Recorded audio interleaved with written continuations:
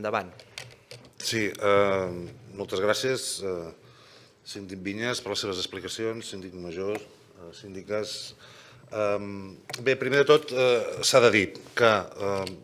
en fi, anem veient informes durant aquest temps que estem aquí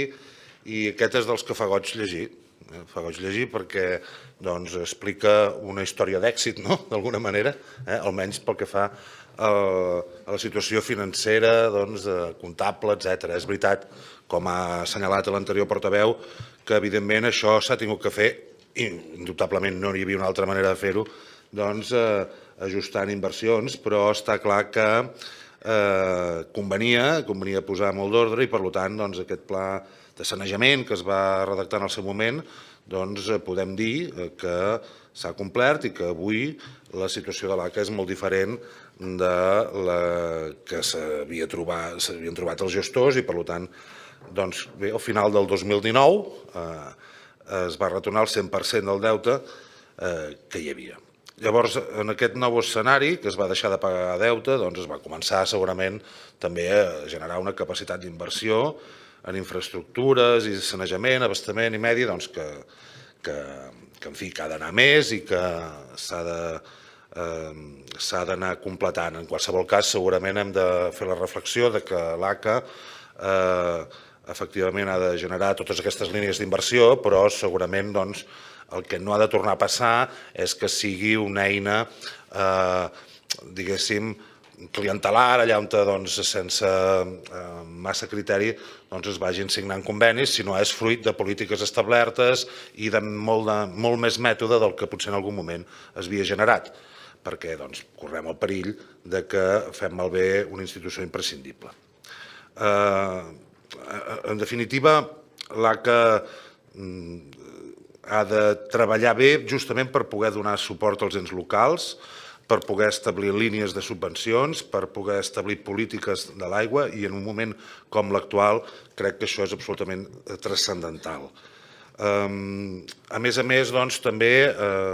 per lo que hem pogut comprovar, l'ACA va establir bonificacions molt importants en el moment de la pandèmia, per tant, també és en aquest sentit, jo crec, quelcom de destacar en positiu i, en definitiva, en fi, tenim, com deia, una història en aquest sentit reeixida d'èxit que no hem de deixar d'assenyalar. A partir d'aquí, efectivament, tant a les observacions com les recomanacions se'n fan de diferent caire i ens semblen qüestions de millora del dia a dia, que s'han d'anar ajustant, però vinguent d'on venim me fa l'efecte que portem un bon camí. Nosaltres hem estat estudiant totes les recomanacions que fan i en general ens sembla que efectivament posant-hi més mitjans, acabant de definir molts processos segurament es podran esmenar. I llavors hi ha també un altre punt que vostè assenyalava, senyor síndic, que ens sembla transcendental i que també, com que després tenim la compareixença, mirarem d'aprofundir-ho, però efectivament ens ha preocupat veure que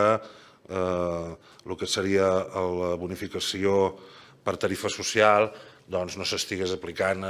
Jo crec que hauríem d'estar, evidentment, el 100% és un ideal, però sí que hauríem d'acostar-nos-hi molt més. És cert que les dades que vostès aporten són del 2019 i llavors he pogut comprovar pels mitjans de comunicació que després de campanyes s'ha anat millorant això, però fins i tot amb les darreres dades, que no surten pròpiament a l'informe, però sí que són fàcils de trobar, continuem lluny de l'òptim, perquè és evident que pels col·lectius als que va dirigits aquesta bonificació per tarifa social, bé, amb una tasca, vaig acabant, president, amb una tasca de treball i ben sistematitzada s'hauria de poder arribar a tots aquests col·lectius. En definitiva, acabar dient, per on he començat, que estem molt satisfets d'haver llegit aquest informe, de veure que dinàmica de l'Agència Catalana de l'Aigua ha canviat de molts anys enrere. Jo, per exemple, recordo l'època en què una època que vaig estar al Consorci de la Costa Brava i era realment preocupant, i per tant a partir d'aquí intentar que totes aquestes millores que s'han posat de manifest es vagin sent realitat i en propers informes anem veient aquesta evolució en positiu. Moltes gràcies. Moltes gràcies.